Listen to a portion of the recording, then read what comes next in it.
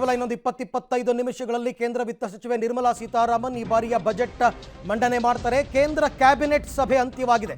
ಕ್ಯಾಬಿನೆಟ್ನ ಅನುಮೋದನೆಯನ್ನು ಪಡೆದುಕೊಂಡಿದ್ದಾರೆ ವಿತ್ತ ಸಚಿವೆ ನಿರ್ಮಲಾ ಸೀತಾರಾಮನ್. ಮಧ್ಯಂತರ ಬಜೆಟ್ಗೆ ಕ್ಯಾಬಿನೆಟ್ ಅನುಮೋದನೆ ಸಿಕ್ಕಿದೆ. ಕೆಲವೇ ಕ್ಷಣದಲ್ಲಿ ಸಂಸತ್ಗೆ ಪ್ರಧಾನಿ ನರೇಂದ್ರ ಮೋದಿ ಅವರು ಕೂಡ ಆಗಮಿಸ್ತಾ ಇದ್ದಾರೆ. ಈ ಸಂದರ್ಭದಲ್ಲಿ ರಾಷ್ಟ್ರಪತಿ ಭವನಕ್ಕೆ ತೆರಳಿ ರಾಷ್ಟ್ರಪತಿಗಳ ಒಪ್ಪಿಗೆಯನ್ನು ಪಡೆದು ಕೇಂದ್ರ ವಿತ್ತ ಸಚಿವೆ ನಿರ್ಮಲಾ ಸೀತಾರಾಮನ್ 11 ಗಂಟೆಗೆ ಬಜೆಟ್ ಮಂಡನೆ ಮಾಡೋದಕ್ಕೆ ರೆಡಿ ಆಗ್ತಾರೆ. ಇನ್ನು ಕೇವಲ 25 ನಿಮಿಷಗಳು ಕೂಡ ಬಾಕಿ ಇದೆ. ಮತ್ತೆ ನಾನು ಡಿಬೇಟನ್ನು ಕಂಟಿನ್ಯೂ ಮಾಡ್ತೀನಿ. ಆಗಲೇ ನಾನು ರುದ್ರಮೂರ್ತಿ ಅವ್ರನ್ನ ಕೇಳ್ತಾ ಇದ್ದೆ. ಈ ಬಾರಿ ಆರ್ಥಿಕ ಸಮೀಕ್ಷೆಗಳನ್ನ ಓದ್ತಾ ಇದ್ದೆ ನಾನು.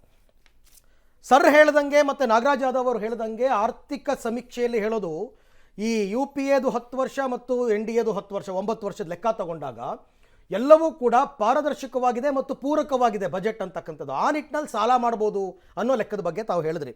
ಹಂಗನ್ಬಿಟ್ಟು ಸಾಲವನ್ನೇ ಮುಖ್ಯವಾಗಿ ಇಟ್ಟುಕೊಂಡು ಸಾಲದ ಹೊರೆ ಜಾಸ್ತಿ ಆಗ್ತಿದೆ ಅನ್ನೋದು ಕಾಂಗ್ರೆಸ್ಸಿಗರ ಆರೋಪ. ಕಾಂಗ್ರೆಸ್ ಅಂತೇನಲ್ಲ, ವಿಪಕ್ಷಗಳ ಆರೋಪ. ಅದ್ರ ಬಗ್ಗೆ ತಾವೇನು ಹೇಳ್ತೀರಿ ಸರ್? ನನಗೆ ಫಸ್ಟ್ ಆರ್ಥಿಕವಾಗಿ ಉತ್ತರ ಕೊಡ್ತೀನಿ, ಆಮೇಲೆ ಪೊಲಿಟಿಕಲ್ ಆಗೂ ಉತ್ತರ ಕೊಡ್ತೀನಿ. ಆದ್ರೆ ಬೇಡ, ಆರ್ಥಿಕವಾಗಿ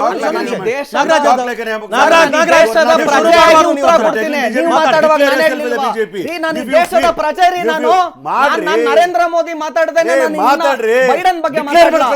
ನಾನು ದೇಶದ ಪ್ರಜೆ ರೀ. ನಾನು ಪೊಲಿಟಿಷಿಯನ್ ಅಲ್ಲ, ದೇಶದ ಪ್ರಜೆ. ನಾನು ಈ ದೇಶದ ಪ್ರಜೆ. ಯಾಕ್ರಿ ಮಾತಾಡಬಾರ್ದು? ನೀವು ಮಾತಾಡುವಾಗ ನಾವು ಸುಮ್ಮನಿರ್ಲಿಲ್ವಾ? ಬಣ್ಣ ಬೇರೆ ಹಾಕೊಳ್ತೀರಾ? ರಾಜಕಾರಣ ಮಾಡ್ತೀರಿ.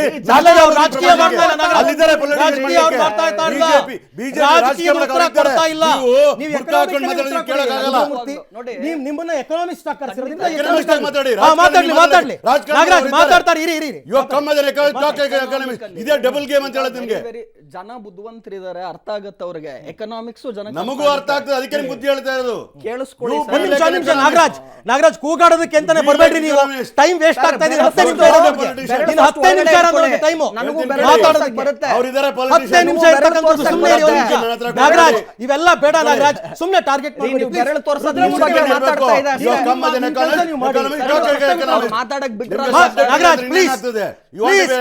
ಶರೀರ ತನಕ ಸುಮ್ನೆ ಇದ್ದವ್ರು ಈಗ ಸುಮ್ನೆ ರೈಸ್ ಆಗಿ ಸರ್. ಇವಾಗ ಮೊದಲನೇದಾಗಿ ನಾನು ಎಜುಕೇಶನ್ ಮಾಡುವಾಗ MBA ಮಾಡ್ತಾ ಇದ್ದೆ, CA ಮಾಡ್ತಿದ್ದೆ. 1 ಲಕ್ಷ ಎಜುಕೇಶನ್ ಲೋನ್ ಅಂತ ತಗೊಂಡಿದ್ದೆ.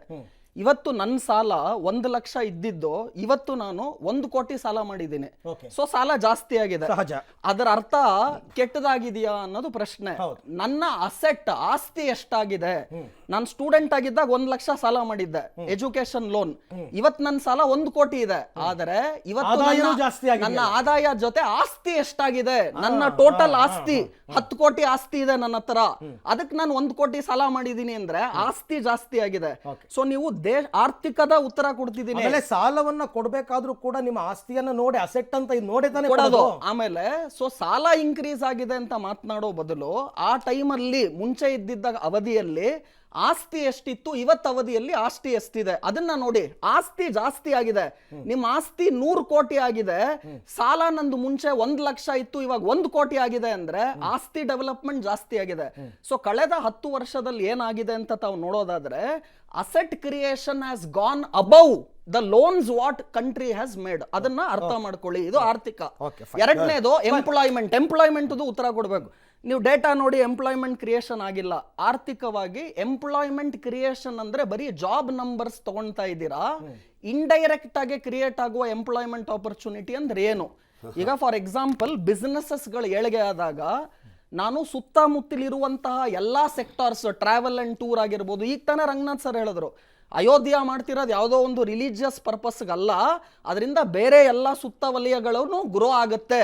ಕೊನೆಯದಾಗಿ ನಂದು ಉತ್ತರ ನಾನು ಈಗ ಹೇಳಿದೆ, ಒಂದು ಆರ್ಥಿಕ ಉತ್ತರ ಕೊಟ್ಟೆ. ನೀವು ಬರೀ ಸಾಲ ಜಾಸ್ತಿ ಆಗಿದೆ ನೋಡಬೇಡಿ, ಅಸೆಟ್ ಕ್ರಿಯೇಷನ್ ನೋಡಿ. ಎರಡನೇದಾಗಿ ಎಂಪ್ಲಾಯ್ಮೆಂಟ್ ಅಲ್ಲಿ ಇಂಡೈರೆಕ್ಟ್ ಎಂಪ್ಲಾಯ್ಮೆಂಟ್ ತುಂಬಾ ಇಂಪಾರ್ಟೆಂಟ್ ಆಗುತ್ತೆ. ಕೊನೆಯದಾಗಿ ಇದು ನನ್ನ ಭಾರತ ದೇಶದ ಪ್ರಜೆಯಾಗಿ ಉತ್ತರ ಕೊಡ್ತಿದ್ದೀನಿ, ಯಾವುದು ಪೊಲಿಟಿಕಲ್ ಅಲ್ಲ, ಪ್ರಜೆಯಾಗಿ.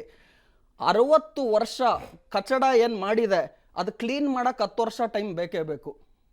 ಉತ್ತರ ಕೊಡಿ. ನಾನು ಓಕೆ, ಈ ನಾಗರಾಜ್. ಪದಗಳು ಸರಿಯಾಗಿ ಮಾತಾಡ್ಲಿಕ್ಕೆ ಒಂದು ಹೇಳಿ. ನಿಮಿಷ. ನಾಗರಾಜ್, ಕಚಡ ನನ್ನ ಮಾತುಗಳು ಪ್ರಶ್ನೆಗೆ ಉತ್ತರ ಮಾತಾಡ್ತಿದ್ರು, ಕೊಡಿ. ಕಚಡ economist ನನ್ನ ಪ್ರಶ್ನೆಗೆ ಉತ್ತರ ನೇರವಾಗಿ ಕೊಡಿ. ಉತ್ತರ ನಾಗರಾಜ್ ಕೇಳಿ. ಯಾದವ್. 60 ವರ್ಷ ಕಚಡ ದೇಶಕ್ಕೆ ನಿಮ್ಮಂತ ಬರೀ ಇದು ಕೋಮುವಾದಿಗಳು ಬೈಯೋದಕ್ಕೆ ಆಗದಲ್ಲ ಬಜೆಟ್ ಇಲ್ಲ, ಬಜೆಟ್ ಪದ ಸರಿ ಇರ್ಬೇಕ್ರಿ. ಅಲ್ಲ ಇಂಪಾರ್ಟೆಂಟ್ ಯಾರ್ನ- ವಿಚಾರ ಇದೆ ನಾಗರಾಜ್. ಯಾರ್ಗೆ- ಒಂದು ರಾಜ್ಯಕ್ಕೆ ಇನ್ನೂ ನಿಮಿಷ. ಬರ ಪರಿಹಾರ ನಾನು ಬಹಳ ಬಂದಿಲ್ಲ. ಕಡಿಮೆ wait. ಮಾತಾಡ್ತಾ ಇದ್ದೆ. ನಾಗರಾಜ್ ನೋಡಿ, ರಾಜ್ಯಕ್ಕೆ ಇನ್ನೂ ಬರ ಪರಿಹಾರ ಬಂದಿಲ್ಲ. ಕಚಡ ಅಂದ್ರೆ ಕಚಡ economist ನೀನು. ಅಲ್ಲ, ನೀನು ಆ ಕಚಡ ಮಾಡಿದ್ರೆ economist. ಈ ಪದ ಬಳಕೆ 60 ಮಾಡಬಾರ್ದು. ವರ್ಷ ಈ ದೇಶದ ಕಂಡಂತ ನಾಗರಾಜ್, ಯಾವ ತಿನ್ನಕ್ಕೂಟ ಇರ್ಲಿಲ್ಲ ರೇ, ತಿನ್ನಕ್ಕೂಟ ಇರ್ಲಿಲ್ಲ. ಗ್ರೀನ್ ರೆವಲ್ಯೂಷನ್ ಮಾಡಿದ್ದು ಇದೆ. ಕಾಂಗ್ರೆಸ್ ಸರ್ಕಾರ, ಈ ಜಾಬ್ ಕ್ರಿಯೇಟ್ ಮಾಡಿದ್ದು ಕಾಂಗ್ರೆಸ್ ಸರ್ಕಾರ, ಪಬ್ಲಿಕ್ ಇಂಡಸ್ಟ್ರೀಸ್ ಕಟ್ಟಿದ್ದು ಕಾಂಗ್ರೆಸ್ ಸರ್ಕಾರ, ಎಲ್ಲ ಗವರ್ಮೆಂಟ್ ಇನ್ಸ್ಟಿಟ್ಯೂಷನ್ಸ್ ಕಟ್ಟಿದ್ದು ಗವರ್ಮೆಂಟ್ ಇದು ಏಮ್ಸ್ ಕಟ್ಟಿದ್ದು ಕಾಂಗ್ರೆಸ್ ಸರ್ಕಾರ. ಅಷ್ಟೇ ಹಗರಣ ಮಾಡಿದ್ದು ಕೇಳಿ, ಕಾಂಗ್ರೆಸ್ ಸರ್ಕಾರ, ಸ್ಪೇಸ್ ಅಷ್ಟೇ ಸ್ಕ್ಯಾಮ್ ಮಾಡಿದ್ದು ಕಾಂಗ್ರೆಸ್ ಸರ್ಕಾರ. ಟೆಕ್ನಾಲಜಿ ಕಟ್ಟಿದ್ದು ಕಾಂಗ್ರೆಸ್ ಸರ್ಕಾರ. ಅಷ್ಟು ಹಗರಣ ನಿಮ್ಮಂತ ಮಾಡಿದ್ದು ಕಚಡ ಕಾಂಗ್ರೆಸ್ economics ಸರ್ಕಾರ. ಇಟ್ಕೊಂಡು ದೇಶ ಹಾಳು ಮಾಡ್ತಕ್ಕಂಥ ನಾಗರಾಜ್ ನಿಮ್ಮಂತ ಆಯ್ತಾ ಕೋಮುವಾದಿಗಳು. ಮುಗಿತಾ ನಾನ್ ಕೇಳೋ ಪ್ರಶ್ನೆಗೆ ಉತ್ತರ ಕೊಡಿ. ನಮ್ಮ ಸರ್ಕಾರವನ್ನ ರಾಜ್ಯಕ್ಕೆ ಇನ್ನೂ ಕಚಡ ಅಂದ್ರೆ ಬರೀ ಕೇಳ್ರಿ, ಅದನ್ನೇ ಬೇಡ ರೀ. How can ask him to ಬರ withdraw? ಪರಿ- Ask him to withdraw No, that. no, no, no, no, How ಕೇಳಿ can ಇಲ್ಲಿ. ಇವ್ರು ಮಾಡಿದ ಒಂದ್ ನಿಮಿಷ ಕಚಡನ ನಾಗರಾಜ್, ಈ ದೇಶವನ್ನ ಮೊನ್ನೆ ಹಿಂದೂ ಡಿಬೇಟ್ ಮುಸ್ಲಿಂ ಮಾಡಬೇಕಾದ್ರೆ ಹೊಡಿತಕ್ಕಂಥ ಕಚಡ ನಾಗರಾಜ್ ಮೊನ್ನೆ ಡಿಬೇಟ್ ಮಾಡಬೇಕಾದ್ರೆ ನೀವು ಬಿಜೆಪಿ ಬಹಳ ಅವರಿಗೆ ದೊಡ್ಡ ಅವಿವೇಕಿ ಅಂತ ಪದ ಬಳಸಿದ್ರಿ. ಹೌದು, ಆ, ಅವಿವೇಕಿ ಅದು not unparliamentary word. ಯಾಕೆ ಯಾರು ಹೇಳಿದ್ದು It is not unparliamentary word ಅಂತ? ಕಚಡ ಅಂತ ನಿಮ್ಮ ಕಚಡ ಬಾಯಲ್ಲಿ ಬರ್ತಕ್ಕಂಥದ್ದು ಏನು ಒಂದು ಅಂತಂದ್ರೆ debate ಅಲ್ಲಿ ನಿಮ್ಮ ಒಂದು ಬಾಯಲ್ಲಿ public ಬರ್ತಕ್ಕಂಥದ್ದು ಕಚಡ ಏನು ಅಂತ ಅಂತ ಮಾತಾಡ್ತಾನವ. ಅದಕ್ಕೆ ಕಚಡ. ಕೇಳ್ತಾ ಇರೋದು ವಿಚಾರವನ್ನ ಕೇಳ ನಾನು ನಮ್ಮ ಕೇಳ್ತಿದ್ದೆ, ಅವ್ರು ರಾಜ್ಯಕ್ಕೆ 60 ಕಚಡ ಅಂದ್ರೆ 60 ಆಲ್ ರೈಟ್